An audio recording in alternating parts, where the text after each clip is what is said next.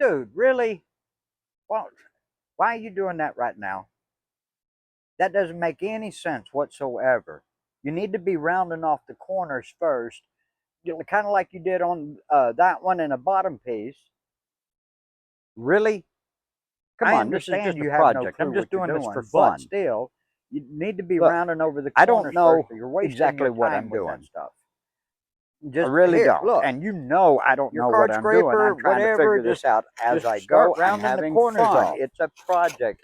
It's a Or hobby. use the rasp. And the Round card the scraper, corners I'm off. just seeing these bad marks right here, and I'm trying to see if I can get them out with the card scraper, or what's going to be easy. I mean, you notice I'm bouncing all over the place. So I've used this, just experimenting with it, but it's tearing it out a little bit too much. I haven't got it set exactly right. So I'm just playing with the card scraper right now.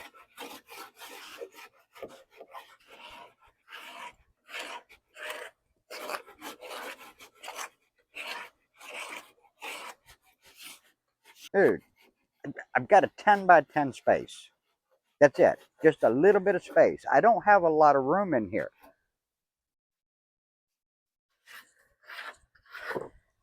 See, that was real simple. Then you can take some sandpaper. Now you're making me clean up what I done messed up. And kind of finish rounding them off. But and you see how much nicer that's starting to look? There's certain places I'm going to round off, there's certain places I'm not. But, you know, get all the corners rounded off first. Just go back inside and leave me alone. That makes the most sense. Just get all the corners rounded off first. That makes the most sense. So I can get something done here today. And get this place cleaned up. You got it completely disorganized. Dude, just chill out. I just don't understand. I get this cleaned up at the end. How you can just keep this place in a mess. How you get anything done with it being in a mess. Oh, hey. Yeah. Ignore him.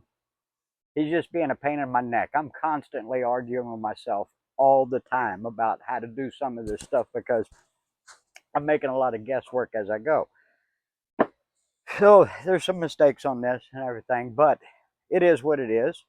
I'm fixing my mistakes as I go. I'm not going to point them out. For the most part, I don't think I'm pointing it out. But I've got this. I'll flash a picture up on the screen of how far I've actually gotten. But right now, I've got it all taken apart down to the back part of the frame, front part of the frame, and all the stretchers, rails, whatever you want to call them.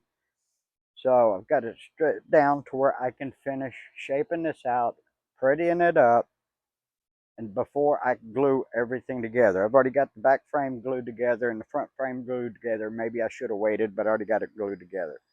So before I glue the stretchers in, I'm going to get everything shaped up, nice and pretty, everything matching up good.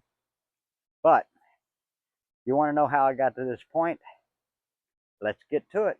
Getting started on this project was fairly simple thanks to the patterns and the plans that was provided by Bourbon Moth Woodworking. I was able to take those patterns, transfer them to my board, then use my handsaw, cut the board into more manageable pieces, and then carry them over to my bandsaw, which I previously had to change the belt over, or the blade over, to a 4 TPI, which is considered a resaw blade, but I didn't want to take a chance. I didn't know how it would handle this oak.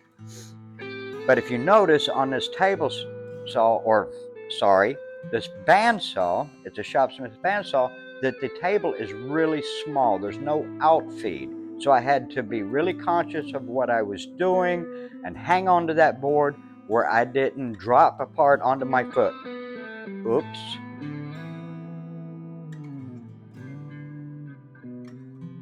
Now, as I cut these, I'm just trying to get a rough cut, get close to the line, but not too close to where I can still get it kind of shaped out with the hand tools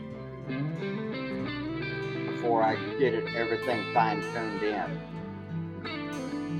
Now, the next step in this project was just to get everything measured out and cut to the length that I needed, which is a little bit different than what Jason did on Bourbon Moth, because he used dominoes and I'm using what they consider traditional joinery. I'm using mortise and tenon. I don't believe one is stronger than the other after everything that I've seen on other people's channels, on his channel, stuff like that. I don't believe one is stronger than the other. I just want to play. I want to do traditional stuff, experience how people used to do it. It's a hobby for me. It's a learning process. So I'm going through it. I have nothing against power tools. I actually cut out these long pieces with my skill saw because I don't have a proper rip saw to be doing these long cuts.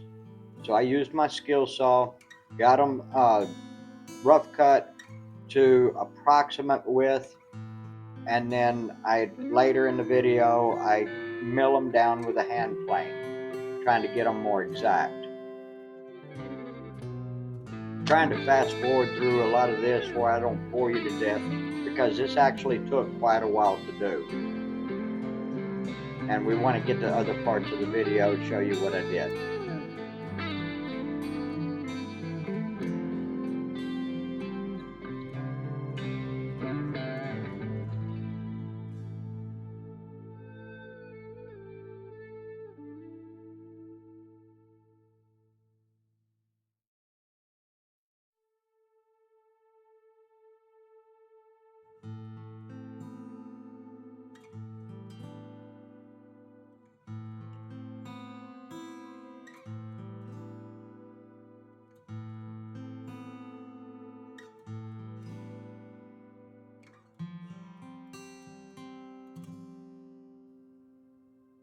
Just double checking myself, making sure I got everything cut that I need cut before I go to the next steps, because I want to cut out most of the tenons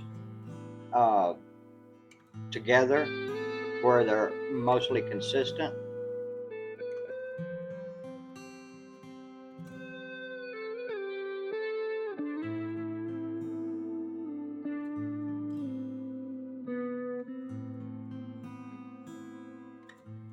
I spent tons of time milling all these up, and I'm not going to drag you through the whole process. I just needed to get them all to a consistent size, all the same as each other, the same thickness, the same width. 6 of them are one length, I think 2 of them are another length, and then 3 of them are a totally different length, which the 3 are my front upper rail and the the back upper and the back lower, if I can get this right.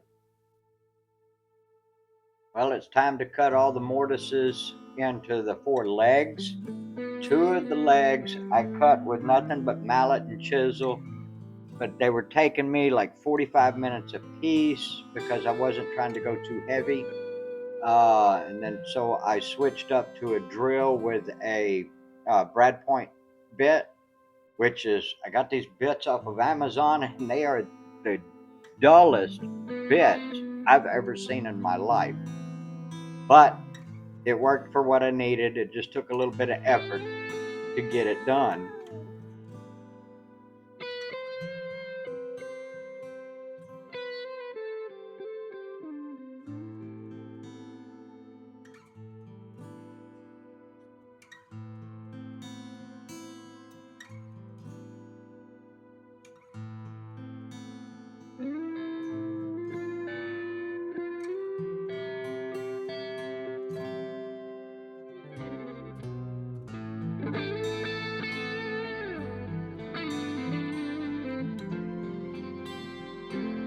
I don't know how I lost the footage for cutting the tenons, but this is where I'm trying to test fit into the mortises that I cut.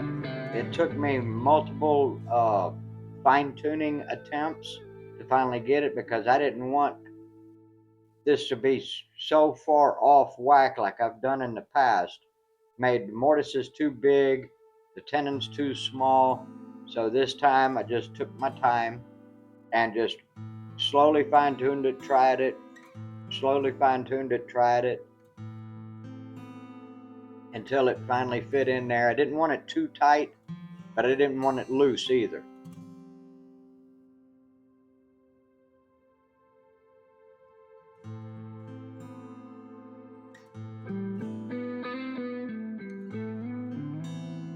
Well, I guess I lost more footage. Don't know where, probably accidentally deleted it. But I've got the front frame put together. It's not glued yet, but it's put together because I need to be it to lay out the back frame and get everything positioned right so I can mark out where the cuts go. And you see right here where I've got my half laps for the L rods, and I did half laps on the upper part of the legs. That way I could run a tenon through both the rail and the leg, both the rail and the L rod, and hopefully add a little bit of strength by doing that.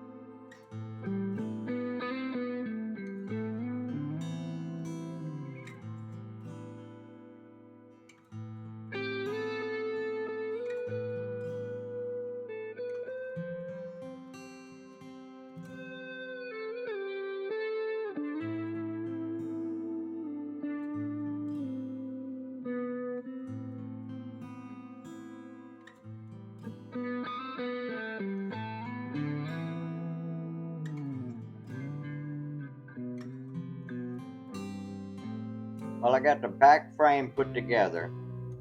Of course, no footage. But now I'm trying to get it all lined up, get the tenons cut on these 6 rails or stretchers or whatever he called them. Get the tenons cut on those so I can cut out the mortises on the back frame.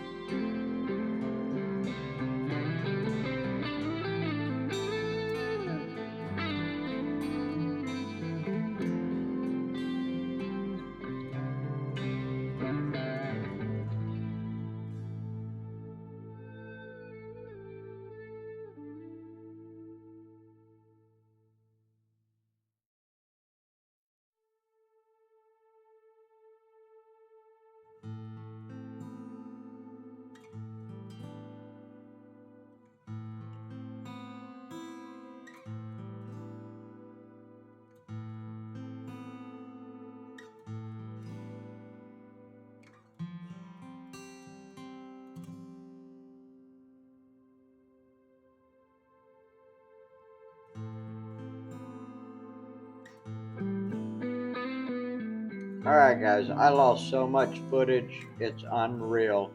I gotta do something to prevent that. But anyway, finished cutting out all these, got the top laid on there, got it clamped together just to get a view. Here it is. This is before the final shaping. I hope y'all enjoyed the video and hope y'all stay tuned for the next one.